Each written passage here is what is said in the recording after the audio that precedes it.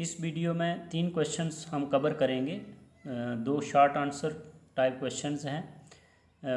First है what are the economic consequences of globalisation, second negative consequences of globalisation and third one is what is meant by global commons, suggest 2 steps for protection of global commons. तो ये 3 questions हम इस video में cover करेंगे। ये start करने से पहले मैं एक रिक्वेस्ट आपसे करूँगा कि जो जिन्होंने भी अभी तक मेरा चैनल एजुकेशन एंटरटेनमेंट सब्सक्राइब नहीं किया है वो सब्सक्राइब कर लें, ताकि नई नई वीडियोस आपके पास, नई अपडेट्स आपको सबसे पहले आपके पास आएँ। और शेयर करिए, लाइक करिए, कमेंट करिए। Let us start. What are the economic consequences of globalisation. Globalisation के इकोनॉमिक कॉन्सिक्वेंसेस क्या है? कॉन्सिक्वेंसेस होते हैं रिजल्ट्स।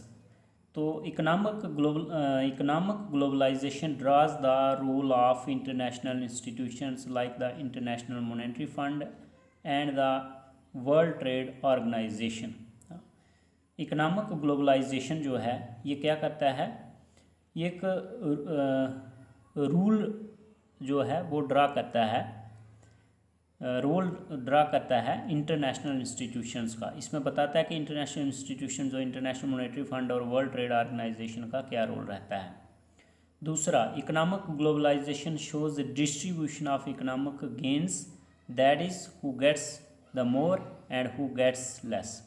इकोनॉमिक ग्लोबलाइजेशन का दूसरा रिजल्ट है, दूसरा कॉन्सिक्वेंसेस है कि ये डिस्ट्रीब्यूट करता है इकोनॉमिक गेन्स की, किसको कितना फ़ायदा हुआ है ग्लोबलाइजेशन का, कौन किसको ज़्यादा हुआ है किसको कम हुआ है। ये इसके 2 कॉन्सिक्वेंसेस हैं जो शॉर्ट आंसर में आपको पूछे जा सकते हैं। सेकंड क्वेश्चन है write 2 negative consequences of globalisation. अब यहाँ पे आपने बताना है कि नेगेटिव कॉन्सिक्वेंसेस क्या है ग्लोबलाइजेशन के। तो मैं ये आपको बताता हूँ कि नेगेटिव ग्लोबलाइजेशन कॉन्सिक्वेंसेस क्या है।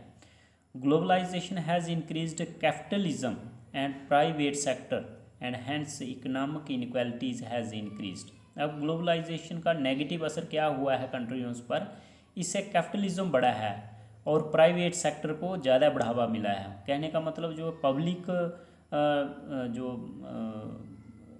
सोशलाइजेशन थी वो दूर हुई है, प्राइवेटाइजेशन ज़्यादा हो गया है, जिससे जो पुअर पीपल हैं वो उन सुविधाओं का, उन कन्वीनियंस का अच्छी तरह से उनको फ़ायदा नहीं मिल रहा। And hence economic inequalities has increased, और इकोनॉमिक इनक्वालिटीज़ हो गई, आर्थिक असमानताएं बढ़ी हैं इससे, कि गरीब जो थे वो गरीब ही हैं और जो अमीर हैं वो अमीर होते जा रहे हैं। Globalisation has increased poverty and inequalities. Globalisation से गरीबी बढ़ी है और असमानताएं बढ़ी हैं, ना बराबरियाँ बढ़ी हैं। Second, in globalisation free market is the basis of economy. Globalisation में क्या है, फ्री मार्केट जो है वो बेस होता है इकोनॉमी का, कि फ्री मार्केट इसमें होती है। Market based economy and capitalism has made rich more richer and poor more poorer. अब देखिए, मार्केट बेस्ड इकोनॉमी में कैपिटलिज्म मीन्स प्राइवेटाइजेशन का ज़्यादा बढ़ावा होता है, और जो इससे क्या होता है कि जो अमीर है, जिसके पास ऑलरेडी पैसा है, वो पैसे से पैसा कमाएगा, बट जिसके पास पैसा नहीं है वो पुअर ही रहेगा। तो इट मीन्स ये हुआ कि capitalism has made rich more richer and poor more poorer.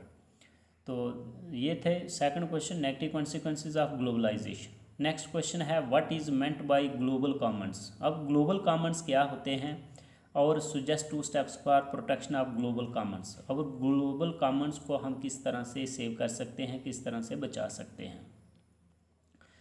Global commons are those areas. Global commons क्या हैं, ये वो एरियाज हैं,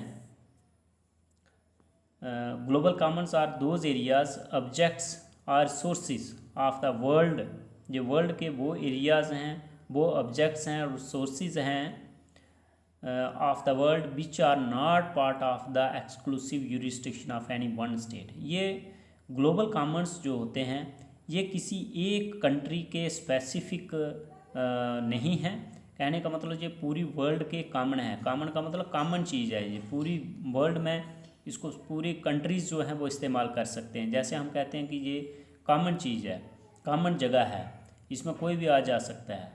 examples of global commons are earth's atmosphere, जैसे अर्थ का एटमॉस्फेयर है। द ओशन फ्लोर है, अब जैसे ओशन है, बड़े बड़े समुंदर हैं, सीज़ हैं, उसका जो फ्लोर है। एयर स्पेस है,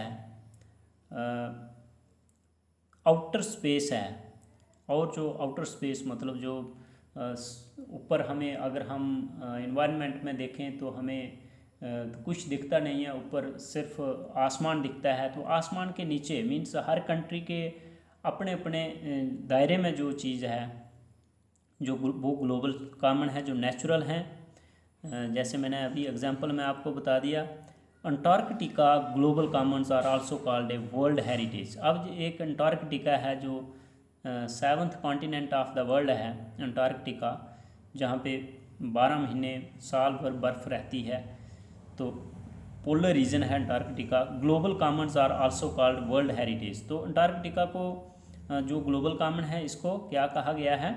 वर्ल्ड हेरिटेज। मीन्स पूरी दुनिया की ये एक हेरिटेज है, because they are passed on by the present generations to the next generations, क्योंकि ये आज की जनरेशन से पास ऑन हो रही है आने वाली जनरेशन के लिए, एंड सो ऑन। जैसे जैसे जनरेशनें आती जाएंगी उनको ये मिलते रहेगा।